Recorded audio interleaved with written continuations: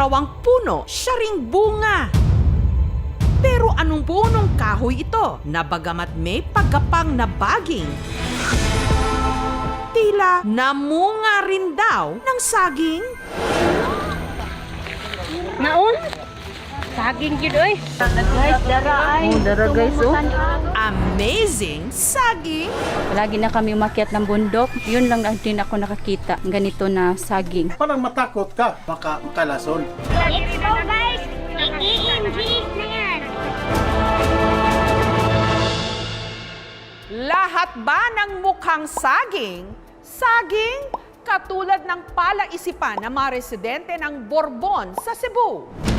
Ang viral ngayong punong kahoy na namunga raw ng saging makikita sa liblib na bahaging ito ng gubat ng Borbon sa Cebu. Kung ang dahon ng puno ng saging palapad, ang sa punong ito parang pa-blade. Nakahuna-huna ko nga mga ligo mi diri sa pa. Iniana man ning pamangkin ako nga ate na ay saging nga hinog. Engko ay sigig burit-burit parang himala.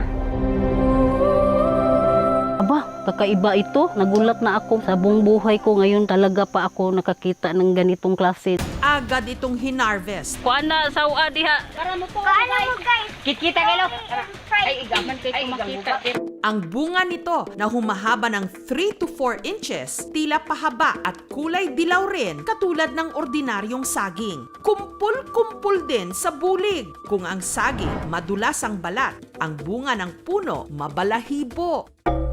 Tinikman ko ma'am, same siya sa saging kardaba. Medyo apod-apod niya, tamis-tamis. Ang naani nilang parang saging, umabot ng 84 pieces, tumimbang ng 4 na kilo. Let's go guys!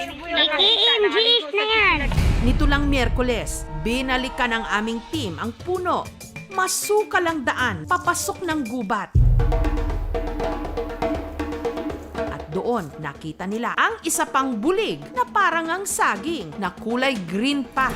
Para ring saging kung hindi pa hinog, nakadikit sa baging o tangkay ng puno na kung tawagin ng mga residente, bagon. Tanawa ninyo oh, may usa pa nga nahabilin nga bunga, pero gamay siya. Pero saging nga ba talaga ito?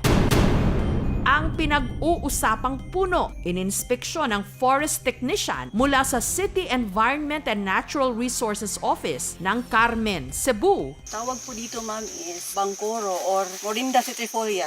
Paglilinaw ni Gladys, hindi raw ito saging, kundi klase ng wild fruit na native sa Pilipinas at sa iba pang mga bansa sa Southeast Asia. These are large woody climbers known as balloon saging. Maghawig yung physical features niya pero mas malaki po yung seed niya compared sa kanyang flesh. Pag nakakita ng ganito, huwag i-harvest, sana maparami pa.